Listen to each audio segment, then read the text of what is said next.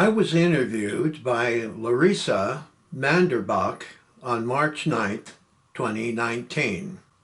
She was 24 years old and born in Germany.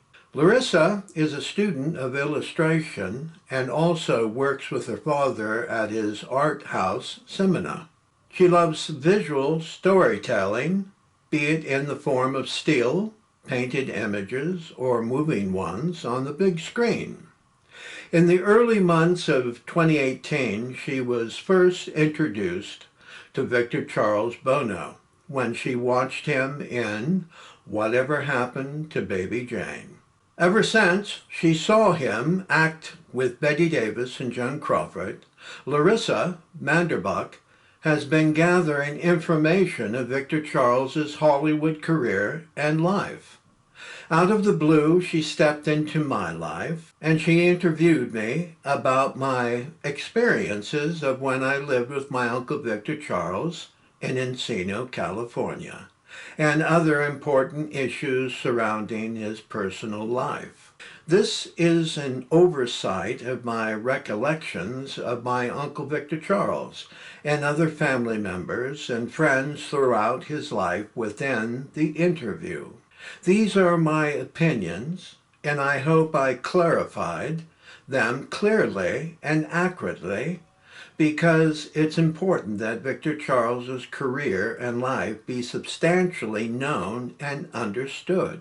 Larissa's first questions to me were motivated by Ryan Murphy's mini-series production of Feud on March 5th, 2017. It was a reenactment of the filming of Whatever Happened to Baby Jane.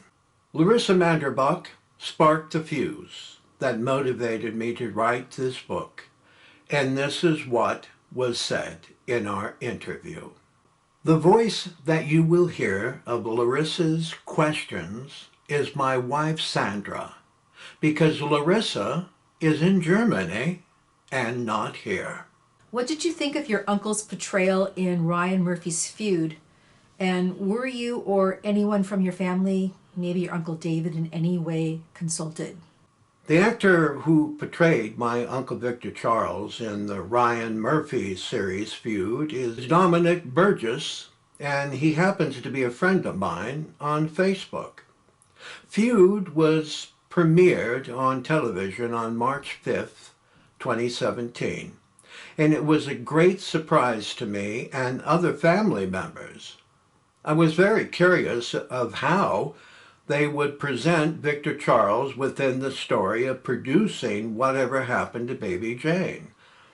I lived with Victor Charles in Encino, California around 1965 when I was 13 years old, and I went to Castel Bortola Middle School.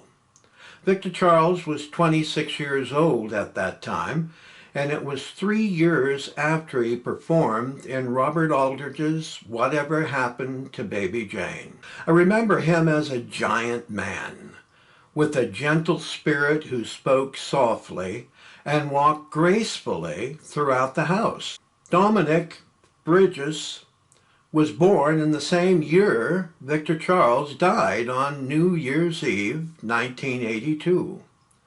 Burgess has a similar physical stature like him and his soft-speaking voice, but what was missing was Victor Charles's cutting wit and quick, sharp tongue.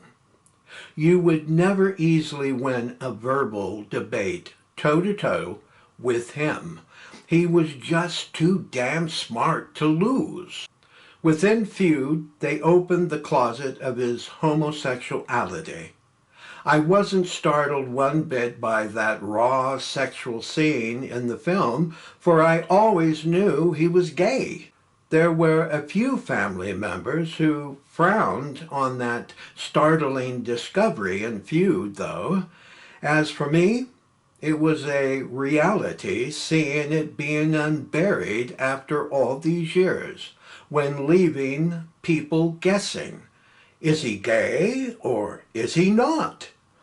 To my knowledge, there was no family member sought out to be a consultant of his life in Ryan Murphy's production of Feud. I guess my question is, even though it's a private topic and I feel kind of rude, are you sure he was gay? It's not rude of you asking if he was gay or not. Yes, he was. I believe so. And he kept it quiet. Was he attracted to women and did he take them out on dates? My answer is no. The only three women he cherished in his entire life were his mother, Myrtle Bell, his grandmother, Keller Cold, Granny Grunts, and Old Globe Theater costumer, Peggy Kellner. Peggy was a gem, talented, intelligent, and very personable, and she was one of his fondest friends. I once visited Peggy Kellner's home with her 4 or 5 dogs sitting around the floors in her historic haunted house. Yes, she did have a real haunted house. You mentioned to me that various people believe he was a ladies' man. Well, if he heard that, he'd have a jolly great laugh. The whole time I lived with him, he never had a girlfriend brought into his house. The only woman inside the house was his mother. My Uncle David Francis lived there, and he was 6 years older than me, and we shared the same bedroom directly off the kitchen. There also was an old black man named Sherman. He was as nice as can be, and he was the helper around the house, and his living quarters was outside in a long silver trailer. Victor Charles was not the type of gay man who flaunted and pranced proudly in people's faces. He was an amusing charmer, though, with witty barbs, tossing them around to keep people happy. Victor Charles was never in a closet or out of one, for that matter. But if someone ever cornered him on it, he probably would say, "Oh, what's the problem being gay? A kiss to kiss, a hug is a hug, lovers share intimacy, and I too want to be loved." I would like to keep talking about his upbringing and your family. Is it correct that his paternal grandparents were from Italy and his maternal grandmother from Ireland, while his maternal grandfather was from Germany? Victor Charles is the son of Victor Francis Buono, and his father and mother came from northern Italy. His mother is Myrtle Bell Keller, and her mother was Myrtle Class Keller, and her family came from Ireland, and her husband Carl Keller's family came from Germany. When I was 5 years old in 1957, I remember the Buono family living near South Mission Beach in San Diego, California. They had a quaint single-story house on Mission Bay. It was lovely and peaceful in those days. I remember when my father, mother, and my 2 sisters and I came to visit their house and we heard passionate voices coming from the kitchen.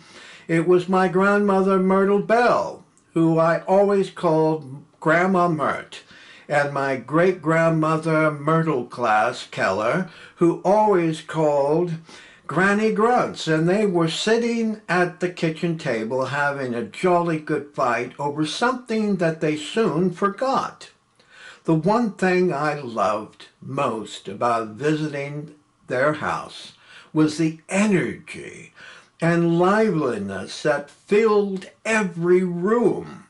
I loved being in the kitchen, especially when Grandma Myrt was cooking fried chicken and her wonderful out-of-this-world French fries. Victor Charles would come and go throughout the day, but David Francis was always there to play with me. Step-grandfather Victor Francis was absent most of the time while working at his Bells Bonds business in downtown San Diego. In 1957, everything seemed to be perfect for the Buono family. Victor Charles was an up-and-coming actor at 18 years old, playing leading roles at the Old Globe Theater, and Victor Francis had a prosperous Bell Bonds business that same year. Mission Bay was paradise on those sunny days playing in the sand. And when Victor Charles came running into the house and putting up the film screen to show his newest amateur movie for all of us to see, and it felt like the Academy Awards had arrived at the Buono house. It was perfect in those days when passing through into 1958. But when 1959 rolled around, that was when the nightmares began. Is it true he built a house for his parents in Encino? That isn't correct. Victor Charles didn't build a house in Encino, but he did purchase one there. That was the home I lived in with Uncle Victor Charles, Uncle David Francis, and my Grandma Mert. It was a beautiful home surrounded by trees, and it was up on an isolated hill. The interior of the house had numerous exotic woods from all around the world on the floors, walls, and ceilings. On the exterior of the house, it was a unique-looking brick that made it look like a castle.